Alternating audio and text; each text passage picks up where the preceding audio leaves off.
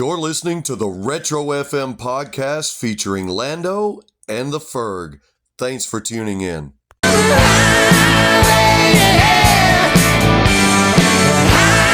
Hey, what's up, everybody? The Ferg back at you. Your host for Fergin' Around, where we're silly in life but serious about rock and roll. Today, I thought I'd talk to you about an album by one of the most iconic rock and roll, hard rock, heavy metal bands ever. You hear their music all over the place. You hear it at stadium events. You hear it at sporting events. You hear it in movies. Almost everywhere you go. I promise you, not a day goes by on radio, whether it's classic rock radio, new metal radio, any station that plays rock and roll of any type, you're going to hear this band. Always going to hear them. And you've probably already guessed it. Yes, I'm talking about legendary AC/DC.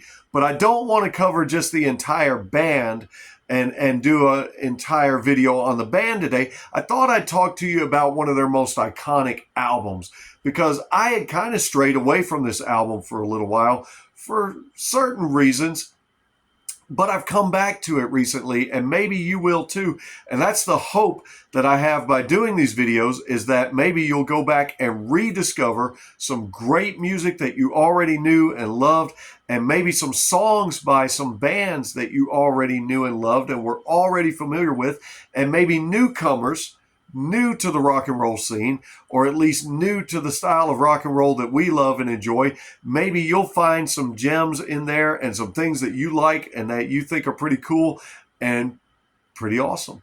And now you're going to introduce yourselves to them and introduce maybe others to them. And that's the hope and the goal of everything. What am I talking about with you today? Well, the Ferg is not Fergin' around when he tells you, recently, I got back into listening to the album Highway to Hell by AC/DC. Now, I had strayed from that album for quite a while simply because of the title, because who wants to be associated with going to hell, even if there is such a place? We're not going to debate that. It's not a religious channel. It's a music channel. But I will say something about that. It's like, man, I don't want to go there. I sure don't want to be associated with going there, or the thought that I could possibly be going there. But you know, rock and roll bands and heavy metal bands for a long time have played upon some themes like that, because they've often gotten a bad rap. I mean, ever since Elvis, people have been saying that rock and roll music is the devil's music. I mean, if they thought Elvis shake, rattling, rolling up there and shaking some hips was bad, man, what would they have thought if those very same people were listening to some Pantera or White Zombie or some Slayer these days? And I'm not saying those are satanic bands by any means. And certainly if you've listened to AC/DC for any length of time, you know they're not a satanic band. But I think from time to time, the bands like to kind of thumb their nose at the critics and at the religious naysayers and some of the other people that would like to give them a bad rap. Rock and roll's taken that for a long time, and for a little while the blues did too, starting out with legendary bluesman Robert Johnson, the king of the Mississippi Delta blues, was accused of selling his soul to the devil, and of course there's an entire legend behind that, and I'm not doing this episode on that, but I'm just saying, for a long time, if it wasn't gospel music and it was anything of the rock and roll style, the heavy metal style, gotten a bad rap. And I don't blame bands for kind of having a laugh and kind of thumbing their nose at the critics and at the world and saying, okay, you think we're bad? We'll show you bad. In fact, we're going to show you badass, which is exactly what AC/DC does, because they're one of the most badass rock bands you're ever going to hear. And they have got the respect of everyone in the rock genre, everybody in the heavy metal genre, thrash metal, any metal, rock, I don't care who it is. Almost everybody loves and respects AC/DC, and they're going to get played no matter what on rock radio. You're going to hear these guys, but you don't always hear each and every one of the songs on the Highway to Hell album, which unfortunately was the last album featuring legendary Bon Scott, the lead singer. And on this album, you have Bon Scott, you have Angus Young, you have Malcolm Young, his brother, you have Cliff Williams, and you have Phil Rudd. And the album cover, if you've ever seen it, is a famous album cover with the entire band on the front. It says Highway to Hell at the bottom. You got Angus with the two devil horns right up here, and I think he's holding a tail. And you've got Bon right there beside him smiling. And what a wonderful image of Bon Scott, because it would be the last we would see of him because of his tragic and very untimely death in February of 1980. And so that's another thing that makes this album legendary, is the fact that this is some of the last material that we ever get from legendary Bon Scott before the band decides to hire Brian Johnson, who in turn came with the band on the album that is their most famous, their most successful album to date, the Back in Black album. Everybody's heard it. Everybody's heard several tracks from that album. A wonderful album, and we can do another video on that some other time. But did you know that the Highway to Hell album, which was released in 1979, was produced by none other than Robert Mutt Lange, a very famous producer that a lot of rock bands used, who's able to polish up the style of these bands and kind of give them a more of add an element to the music that maybe they didn't know was there or could be added in the studio. And Mutt was great at that.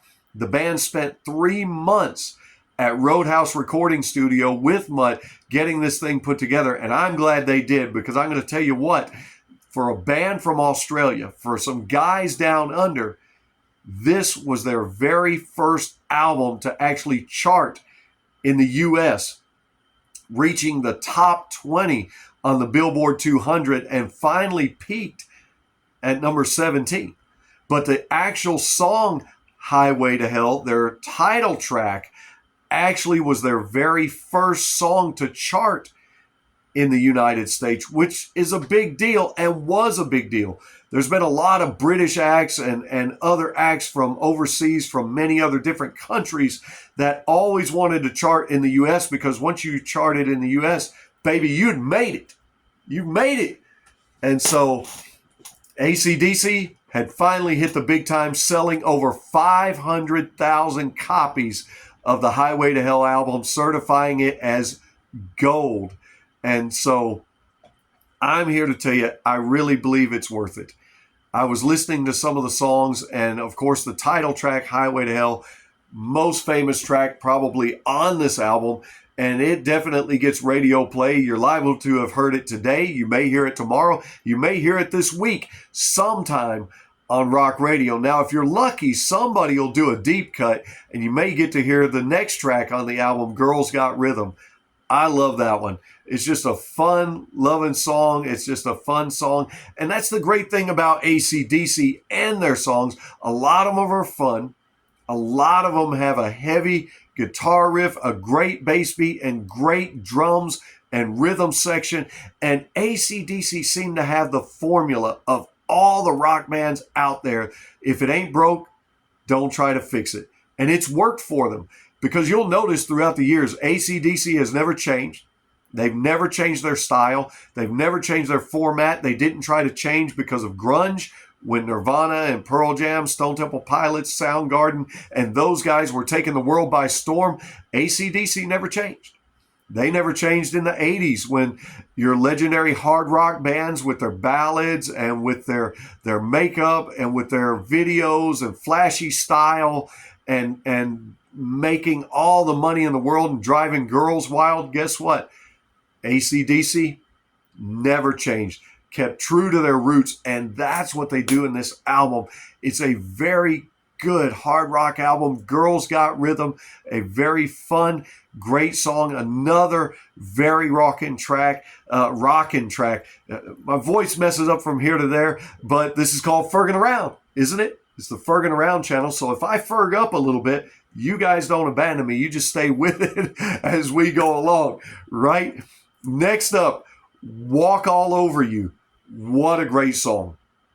Not that I would advise anybody to walk over anybody, but you should walk over to your local record store if you're still collecting records, or wherever it is that you stream music or download music, and check out this track. Maybe even walk over to your laptop and get on YouTube and look this one up. It's a great track. So is the next track, Touch Too Much. Great rockin' track. All of these tracks are great. And so I'm just going to mention a little bit about each of them in the hopes that I've inspired you to go back and pick up this great album by AC/DC and treasure some of the last songs that you can treasure from legendary vocalist Bon Scott. Not that we don't love Brian Johnson, we do, and I'll tell you something cool about him here at the end of the video, because we'll do another video on that cool thing that I'm going to tell you about. Another song, Beating Around the Bush. Man, that's what you don't want to do, is beat around the bush. You just want to get straight to it, and they do with this song, with solid riffs on this one. They're not beating around the bush at all. They are really rocking it, letting you have it, taking it to you.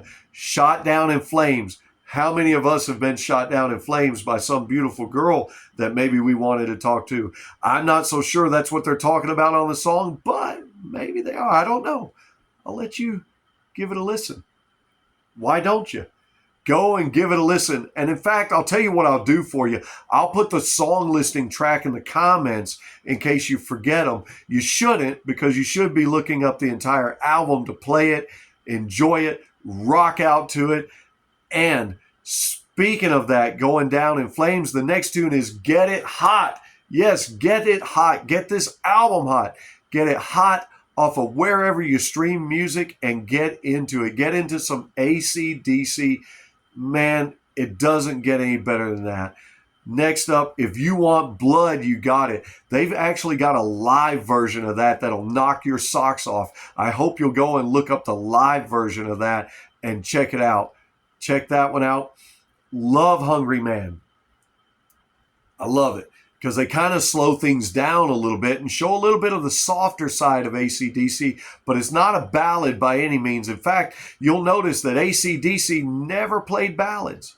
While they were very popular in the 80s and they garnered a lot of female listeners, which is great, because now you've doubled your money. You've got a greater audience. You've got a larger audience. However, AC/DC has never written many ballads to appeal to the masses, but this one takes it down a little bit, takes it down a notch, gets to a little softer side of them while still rocking out and not compromising anything. And then lastly, Night Prowler, my personal favorite track off of this entire album, because it's very bluesy. And I'm a blues man. I love some blues. I love rhythm and blues. And almost all of your rock bands, whether they're hard rocking, heavy metal, they take their root from the blues.